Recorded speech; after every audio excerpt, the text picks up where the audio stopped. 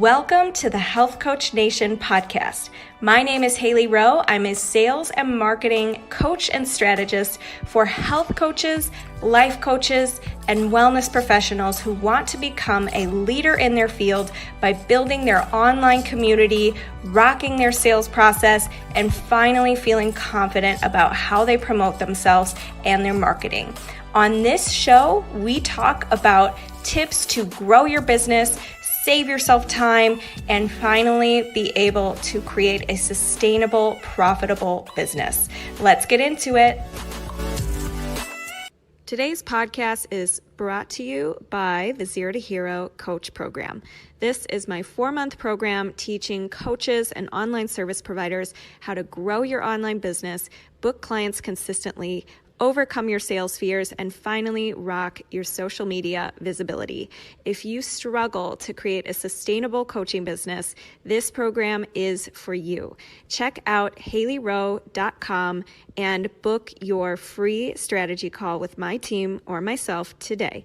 Thank you. All right, we're live. I'm here with Heidi Gruss, and we are going to be talking today because she is a licensed psychotherapist, a transformation strategist, and an entrepreneur, just like many of you listeners who want to grow your business. And Heidi can help us through some of those emotional challenges when it comes to being an entrepreneur, some of the mental strength we need to develop to grow in our business.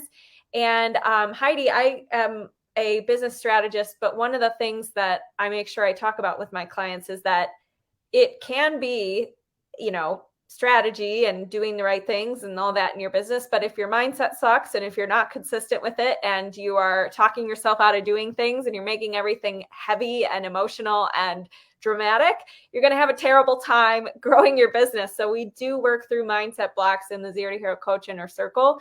And I seek out the top experts in this kind of stuff. So I'm so excited to have you today on the podcast.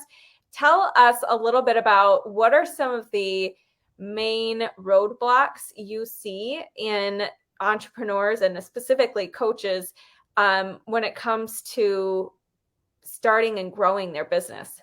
Yeah.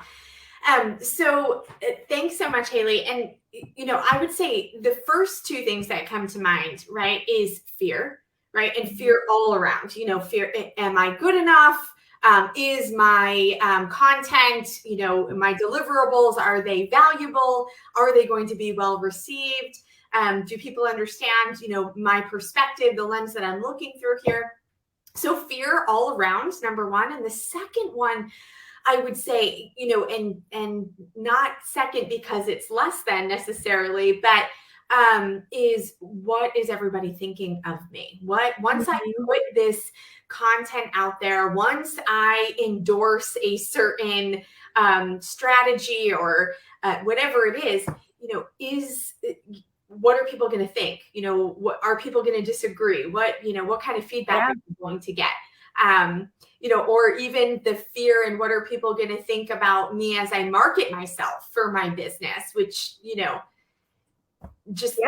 a Facebook Live or something. Yeah, totally. So I'm going to throw at you some common comments that I've heard from coaches, and you tell me what you think about how to reframe and how to start to work through that. Because I was just at Unleash the Power Within with Tony Robbins, and it was an amazing event. And it was an intense event. And one of the things he was talking about is really anything. You can reframe anything. And he talks about your physiological state. So how are you sitting? How are you positioned? How are you, if your head's down and you're slouching and you're tired, you're going to have negative thoughts and feel bad and be less happy in the moment, right? So he talks about physiologically changing your body, but he also talks about how do you verbally communicate and, all the things that cause you to change your patterns. And I think you really come in when it comes to this mindset piece. So I want to throw some at you and hear what you would say. So let's say I'm a coach and I feel like, well, the information's already out there and I don't know if what I'm sharing, like health tips or life coaching tips or whatever, is good enough for people to actually pay me for it and for me to charge for it. I don't know how I feel about that. What would you say to somebody who said that? So this is touching on a few different topics, right? So, first and foremost, there's really no original content left, right? So we're all repackaging things that we have made our own, and we're putting it out there, standing in our own place of power, our own place of brilliance, and we're putting our original spin on it. So I just want everyone to keep that in mind, because you can Google anything. It's not, people aren't really just looking for the answer. You can find answers. They want to relate to you. They want to see you as approachable and that you understand where they're coming from. And I think that's so important in the coaching world. It's so much about relatability and relationship building. Mm-hmm. The other piece, though, that you touched on in terms of, can I really charge for the solution that I'm offering? And that really speaks to the individual's relationship with money, right? So, and what are your money stories? And, what is the value of your true self-worth? And recognizing, that, yes, you can charge and it is worthy. So there's some self-esteem stuff in there too. So those are the major themes that I think you're hitting on with that question. And so that's the transformational work that needs to happen there. That's the place where we have to get in and address those old stories that you've been telling yourself, that maybe you're not good enough, or you compare yourself to the other people in your sort of niche area and saying, I could never be as good as her, right? Well, we don't need you to be. We need you to be the best version of you. And that is a lot of the reframing that happens within the transformation methodology program, because we want to bring out your individual authenticity. Yeah. Yeah. And I think a lot of people think, in order to be successful, I have to do it like so-and-so, or have to do exactly what my coach says. And I'm really a big fan of, I've worked with so many coaches, done so many programs, taking what's useful, discarding what's not me, and, adapting and making things, what's going to work, what I'm actually going to do, and all that. But I also think there's this common thing of, if it doesn't feel, if everything doesn't feel good, then I shouldn't be doing it. And I think that that's a misleading thing, because when you're new and you're starting something new, it is going to feel scary. It is going to feel weird. It is going to feel hard. And so I also think there's a fine line between doing what's authentic to you, but also making sure you're not just saying it's not authentic to you because you don't want to get uncomfortable and do anything outside your. Yeah. I mean, I normalize all of that by saying, listen, if I asked you on Monday to walk around with your shoes on the wrong feet for the entire week, right, mm-hmm. you'd be able to do it. But on Monday, right, when you put those shoes on, even standing up feels awkward, right? And you start walking and you're clumsy. You're moving much slower than you would if your shoes were on the right feet, right? Mm-hmm. But by the end of the week, by Friday, if you stayed consistent with it, it would still feel uncomfortable, and mm-hmm. it would still probably be a little awkward, but you would have found a groove. Yeah. You would have found a certain way to be able to get from point A to point B with, much more grace than you had on Monday. Yeah. And so, it's the same thing here. Yeah. And I love what you said about, they're not signing up for your tips. Like, nobody's paying you as a coach just because you give an answer that they could go Google. They're paying you for a transformation. They're paying you to hold them accountable. They're paying you to get themselves some structure and not have to, the convenience of having somebody who can guide them. So there's a lot more to it than, you are not a commodity. You are not just selling sessions or tips or whatever, right? And I think the thing I always go back to is, think about, all songs have the same structure. They have an intro, they have, the chorus, they have a bridge, and there's many different genres, right? Which we could kind of also think of as like niches, right? Yeah. And the artists are completely different, and who you love as an artist and who you want to sing their songs and who you want to identify with is so different based on your personal preferences. And so it's the same thing with coaching, like you said. And the last thing I want to acknowledge that you said that was really good is you are telling yourself, whether we realize it or not, we're used to telling ourselves things and really proving them as true for us. And I love this example. I can't remember where I heard this, but you could take two people with the exact same, or well, actually you could take one person with a bad, let's say their circumstances growing up were not that good.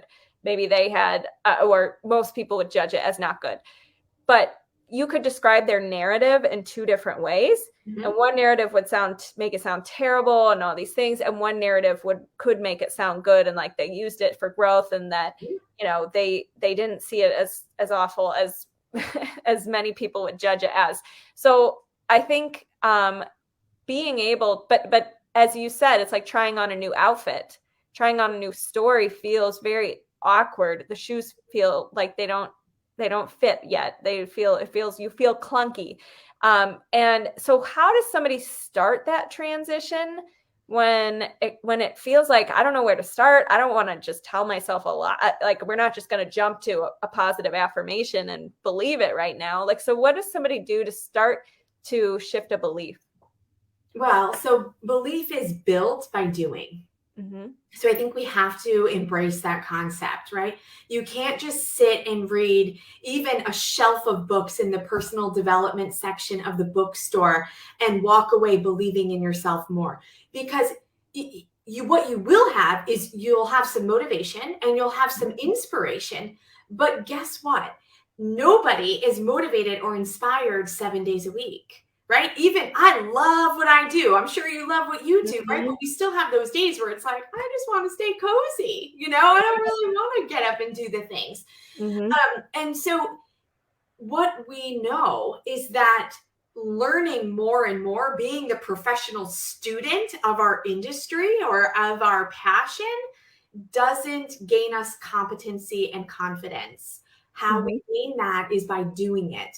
Right. And then fumbling a little bit and learning from that and realizing I'm still okay. You know, nothing fell apart. You know, we create worst case scenarios in our head. And when we say them aloud, right, I will ask someone, okay, what's the worst case scenario out of the situation they are in right now? And they say it out loud. And I'm like, okay, and now what if that were to happen? Like, how would that really affect your world, your business, your credibility, whatever it is that you're concerned about? And it's like, really, we're focusing in on small problems and we're giving them way too much power. Where we realize that the problem that we're focused on is really small, then our reaction needs to be really small too. Or the emotional investment in that problem needs to be really small. Right? Mm-hmm. The big problems, those are the ones that, you know, require outside resources, right? Like we need a lot of different help. And so that can elevate, you know, our concern and our reaction. Yeah. Sorry. No, you're fine. But, you know, these small problems that we allow to get bigger by like perseverating on them, fixating on them, mm-hmm. you know, when we finally confront them aloud, they're really not that big. And so my response to this is also, you can talk yourself out of something just as easily as you can talk yourself into it. It's the same amount of time. It's the same amount of energy. Any sentence that you're saying, like, oh, I don't know. I feel like maybe I just don't know enough right now to go and do this. Okay, you know what? I'm going to take what I know today and do the best of my ability with that knowledge and give it my best shot. Yeah. Right. So go and put the energy on the intention and what you know. You're sorry, I misspoke there. You're always going to know more than what you know right in this present moment today. Yeah. Absolutely. And one of the things you just brought up a really good point about when you find a problem, it all depends on what you make it mean, right? Like anything that's a problem is because your mind thinks it's a problem. Somebody else might not even think it's a problem. And I had this one conversation recently where the person was making their clutter at their house mean that they were failing as a parent. Yeah. Just stuff on their counter, stuff on the floor means they are failing as a parent because the kids aren't cleaning up. And it was just such an aha moment, because it was like, no wonder why you feel like things can't get done, and you feel so like fixated by this clutter because you're making it mean so much, right? Yeah. We do these things in our business too, where we're, we don't make a sale, or somebody says no, and we take it personally, rather than it's about our business, and business is going to get some yeses and some no's, and what can we learn from it, and how can we grow, and how can we be curious about it, and all of the things. And just the same with putting yourself out there. I've had clients who think, oh my gosh, people, I love talking to people. I love learning about people. I'm so interested to start talking to people. And then I have other people who think I'm a burden. I am embarrassed. I don't want to, be a bother. I don't want to and it's just so different, the results that they get because of those initial thoughts. So what would you say, if somebody's, focusing on, okay, I love what you said. I could talk myself out of it just as easily as I talk myself into the problem, right? Mm-hmm. So what would be, how do you go about that? I know you said you start doing little things and focus on the day at hand, but what are some other strategies or things that they can do to start to shift that?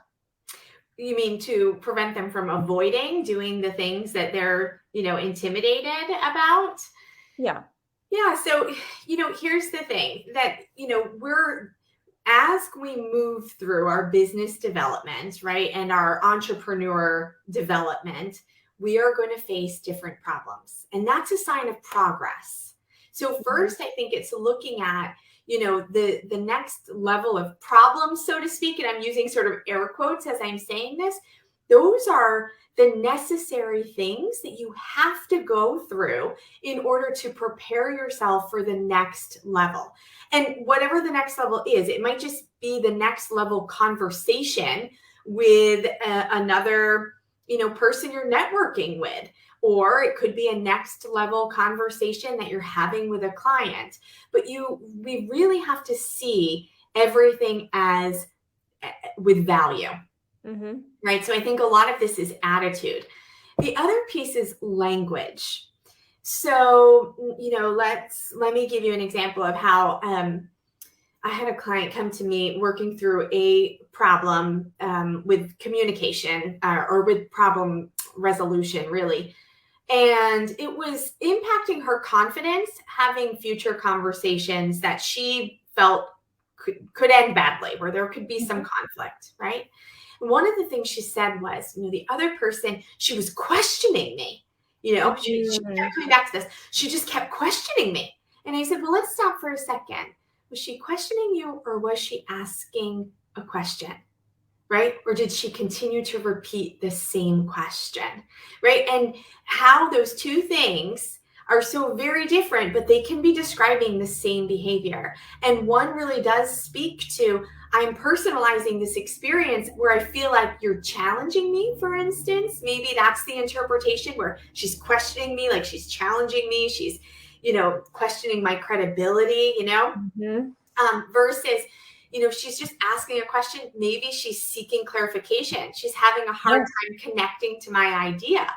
And so it's really important that we look at the words that we're using to even talk to ourselves. And so when we say things aloud and someone else can sort of reframe that and say, let's just check in here, that all of a sudden just de-escalates things, where it's like, okay, maybe I can just take myself out of this here. But to also speak to your point too, and in the audience that you really gravitate towards, is sometimes we have to go back to asking ourselves why we started this business to begin with. Right? Because if every time things get hard, you start walking away, that's a critical moment to really have sort of that one-on-one, intimate conversation with yourself to say, you don't want to create this pattern where every time things get hard, you start abandoning what you say you're so passionate about. Because when you abandon yourself in those situations, you're really sending the message that you don't believe in yourself, that what you're doing really isn't that important, that it's really not worth it. And I know in working with entrepreneurs that creates so much regret and then shame. And it takes so much more work to get in that restart mode, where you have to really rally yourself and get yourself, back up on the horse to keep going than it does to just keep the momentum going. And so I think we have to do like that evaluation and check in. What does it cost me to avoid or procrastinate or just completely eliminate this thing that I don't want to do? Yeah, right. I love this little mantra from Elizabeth Benton that says, keeping up is easier than catching up. And you're so right. When you lose momentum, it's so much harder to find your balance. Doesn't mean you can't, but it is really hard. So I think you make an excellent point there. And also ask the question, why bother? So when you feel why bother? Oh, why bother? It's such a hassle. Why bother? Yeah. What's the answer to that? And that will get you through the tough moments. Yeah, Jeff Olson, he wrote a great book called The Slight Edge. And I always go back to this book, and it's an older book, but so relevant, right? And he talks about how the things that we need to do to keep ourselves in that place of brilliance, or I don't really know exactly how he describes it. I love using the word place of brilliance. The things that we need to do are so easy to do that they're just as easy not to do them. Right? Mm-hmm. So, it really is just the perspective. It's like, do it anyway. Yeah. Just do it anyway. You're going to thank yourself in the end. You're going to feel so much better when you do it versus when you don't. And then you have to sit there and beat yourself up or feel bad about it. Like nobody feels good. That doesn't motivate anybody, Mm-hmm. So. Yeah. Yeah, totally. And what would you say some of the things that your clients need to realize or work through when it comes to shifting from just being, I was at this event and they were talking about in your business, you want to be a owner and not just the operator. And a lot of my clients are in that stage where they are an operator, and that's okay in the beginning because you have to get started and get going. But it's hard to let go of some of those tasks or to even have the time and capacity to think about your vision and be the owner as opposed to just in the day-to-day tasks. So what are some ways or things that you have to work through, or I guess tips when it comes to shifting or being able to balance that and the stress of that? Yeah. And everybody goes through this. I've never met a business owner, even myself. Everybody goes through this transition. And, at first it's evaluating what's the busy work and what's the meaningful work, right? What needs your stamp on it and what doesn't. Because the busy work, if your to-do list is just filled with all the clutter stuff, right? Which in the beginning is so important. You have to do yourself. But then there becomes a point in time where it's sucking the life out of you, and it actually takes you out of your place of brilliance, right? So if my to-do list is filled with, social media marketing and, I don't know, repurposing, blog material and doing transcriptions, that kind of thing, I'm not in my zone where I'm thinking and creating my next live talk that I'm going to do, because I'm using different parts of my brain, and it's taking that time and energy and creative space away from something that I'm really passionate about. And I just need to develop the idea and the delivery, which no one else is going to do for me. That's the piece that I'm going to do. The other thing though, is even if you haven't reached the level where you would consider yourself like the CEO, the full leader or executive or guru in your industry, you know someone in your life who is that person to you, or you've had that CEO, in a previous position that you've worked in, or you've had a mentor that you really respect. And I want you, or the client, right, who's asking the question, I want them to think about, what is the mindset of that person? Like, how do they show up for work? What are they putting their attention to? What are the things that they delegate? And what are the things that have to go across their desk? Because as we move on and as we take on, bigger responsibilities, we have to let go. We have to release in order to receive the next level of whatever that is.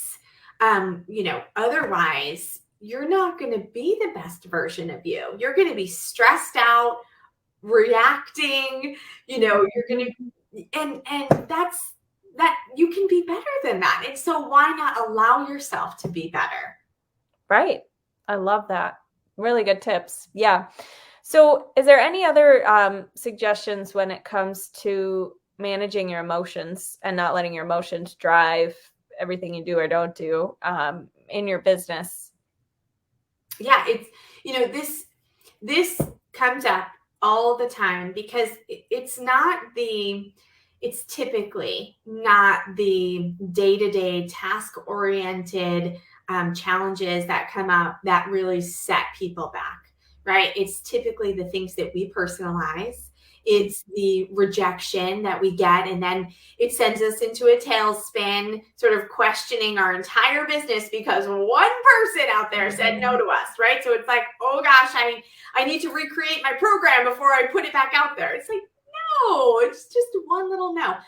So it's learning how to look at problems in a very different light. So, one way might be just focusing on the numbers, for instance, right? So in the coaching world, you're looking at how many reach outs and how many relationship, building opportunities do you have to do to then find your ideal client, right? The demographic you're really looking to hone in on, right? And so then of those relationships that you start building, how many of those turn into actual clients? And how many of those land up on your follow-up list, right? And so you're doing that through your email marketing campaigns or looking at, social media engagement and things like that. And so you start to know your industry numbers, and then you have to know your personal numbers, right? And so when you look at it as a numbers game, because it is, right? Then we can take the emotion out of it really easily. I was working with an author, and she's putting out her second manuscript. And it's like, okay, what are the industry numbers? And then what were your personal numbers for your first manuscript, right? Yeah. So then all of a sudden, the work didn't feel as tedious. She didn't feel like she was just channeling in hours and hours of time, into sending out, writing the cover letters and sending out the manuscripts and things, or at first it's just little summaries. But regardless, it didn't feel as defeating, and she wasn't feeling as discouraged when she realized, okay, I really do need to send out about 100 of these just to get 4 people to ask me for a full manuscript, right? It's like, okay, so now, after you've done 50, if you haven't heard from 2, let's just kind of look at some things. After you've done the 100, if you don't have the 4, you don't even have 2 yet, let's again, refine and adjust the approach. But we're not going to spend the time refining and adjusting after 10. Right? It doesn't make sense. Right. So that's one way of really making sure that, we're not making an emotionally charged, like reactive, impulsive decision. Totally. Love it. Yeah. I one thing I had to do too in my business is make my own almost like purchasing criteria for what I choose to buy and not buy. So that wasn't always just based on, I just am so excited about this. This looks so cool. I'm going to do it. Like versus thinking about, okay, what is this benefit in my business? Is this something I can take on right now? Like, all those little questions that help me turn it into more objective rather than emotional. So really like the numbers, looking at your numbers, of course, that's super important. And I think it's good to hear the example of the author because when I talk to people who are doing like LinkedIn lead generation, which is one of my services, we look at, well, how many connection requests, how many get accepted, what do we need to change and improve, and et cetera. And you have to test it first, and you have to keep refining, and you could keep improving. But a lot of times it's not, I think people turn it into, oh my gosh, it's I'm the problem, when really it's just like, no, this is how the numbers are working. This is the average acceptance rate. Like, this is really good, or whatever, whatever it is with the data. So data always is good to look at when you're a business owner. So good tips there. Yep. And tell everybody how they can find you and connect with you after this. Yeah. So directly, my website, HeidiGruss.com, which talks a little bit about, some of the work that I'm doing right now. We're gearing up to launch an 8-week program after having so much success with the longer transformation methodology. We're doing sort of an 8-week shorter version. And also on Instagram, you can find me at Heidi Gruss, the same with Facebook and LinkedIn. So it would be a pleasure to connect. Awesome. I love it. And for everybody listening, if you need additional emotional support and accountability, you can join us in the Health Coach Nation Facebook group. That's facebook.com/group/Health Coach Nation. If you're a life coach, a health coach, a mindset coach, come join us in the group. And we look forward to seeing you do more things, Heidi. And thanks so much for coming to the show. Thanks, Hailey. It was really nice meeting with you. Thank you. Thank you so much for listening to today's episode. And if you liked it and want to reserve your very own free sales audit, go to HaileyRowe.com/strategy-call to book your very own free sales audit. On the call, we'll talk more about the common concerns you get from your ideal clients, how to overcome those concerns, how to coach through objections, how to change your mindset around sales, and improve your sales process so you can be closing and converting more clients. I can't wait to connect with you, and go to HaileyRowe.com/strategy-call to take the first step. Thanks so much. Have a good day.